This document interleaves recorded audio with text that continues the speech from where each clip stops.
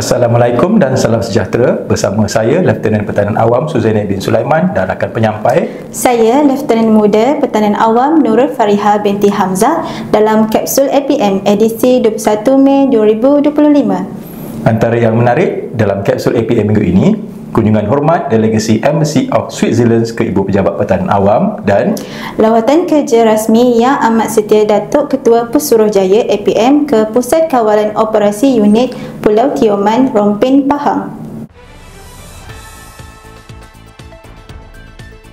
Pada 13 Mei yang lalu, Yang Amat Setia Datuk Ketua Pesuruhjaya Pertahanan Awam Aminur Rahim bin Muhammad, Ketua Pesuruhjaya Angkatan Pertahanan Awam Malaysia, telah menerima kunjungan hormat dari delegasi Embassy of Switzerland ke Ibu Pejabat Pertahanan Awam yang diwakili oleh Miss Chantal Moser, Duta Switzerland. Sesi lawatan ini melibatkan perbincangan dua hala dengan memfokuskan kerjasama, pengetahuan, pengembangan dan teknikal yang dapat diberikan kepada kedua-dua belah pihak. Kunjungan tersebut turut disambut baik oleh Yang Amat Setia Timbalan Pesuruhjaya Bersekutu Pertahanan Awam, Datuk Ismail bin Muhammad Zawawi, Timbalan Ketua Pesuruhjaya Pengurusan APM bersama Yang Setia Kolonel Pertahanan Awam Fazli Shah bin Muslim, Pengarah Bahagian Pengurusan Latihan Ibu Pejabat Pertahanan Awam serta Pegawai Kanan APM.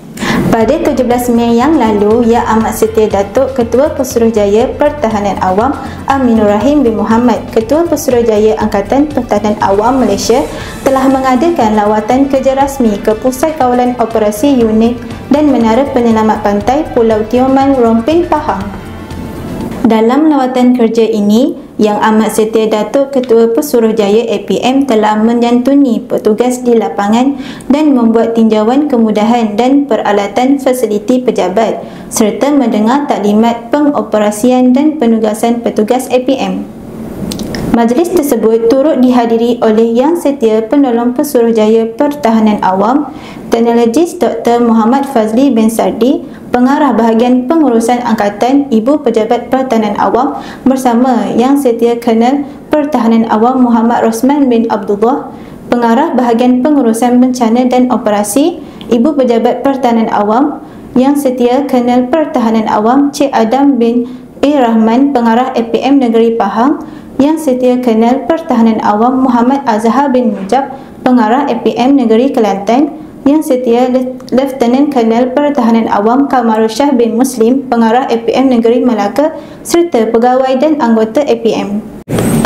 Pada 16 Mei yang lalu, Pasukan Mencari dan Menyelamat Khas Malaysia SMART telah mengadakan majlis penutup latihan Urban Search and Rescue USAR bagi Pasukan Khas Pertahanan Awam PASPA Siri 1 tahun 2025 bertempat di Markas SMART Pulang Meranti, Puchong, Selangor.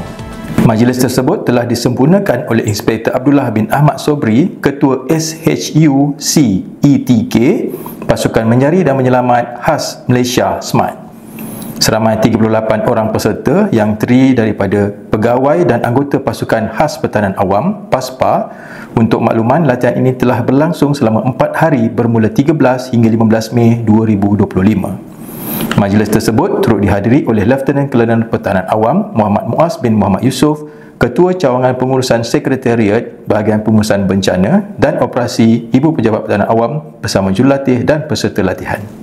Pada 15 Mei 2025 yang lalu, Yang Setia Kolonel Pertahanan Awam Fazli Shah bin Muslim, Pengarah Bahagian Pengurusan Latihan Ibu Pejabat Pertahanan Awam telah menyempurnakan Majlis Perasmian Penutup Bengkel Pegawai Naziran Inspektorat Keselamatan dan Perlindungan APM tahun 2025 bertempat di Royal Signature Hotel Alustar, Kedah. Seramai 24 orang peserta telah menyertai program anjuran bahagian perancangan dasar dan penyelarasan Ibu Pejabat Pertahanan Awam yang terdiri daripada pegawai APM dari seluruh Malaysia. Program ini telah berlangsung selama 3 hari bermula 13 hingga 15 Mei 2025. Majlis tersebut turut dihadiri oleh Meja Pertahanan Awam Muhammad Suhaimi bin Muhammad Zain, Timbalan Pengarah APM Negeri Kedah bersama Encik Muhammad Nawawi, Timbalan Pengarah Pejabat Ketua Pegawai Keselamatan Kerajaan CGSO Negeri Kedah, Lieutenant Kolonel Pertahanan Awam Muhammad Zahri bin Abdul Aziz, pegawai bahagian perancangan dasar dan penyelarasan, Ibu Pejabat Pertahanan Awam serta para peserta program. Sebelum menutup kapsul FPM pada minggu ini, kami tinggalkan anda dengan video sorotan sekitar sesi pemakaian pangkat dan penyampaian watika kenaikan pangkat Pegawai Tetap Skim KP FPM kepada Kolonel Pertahanan Awam Rohidi bin Abdul Rahman, Komandan Akademi Latihan Pertahanan Awam.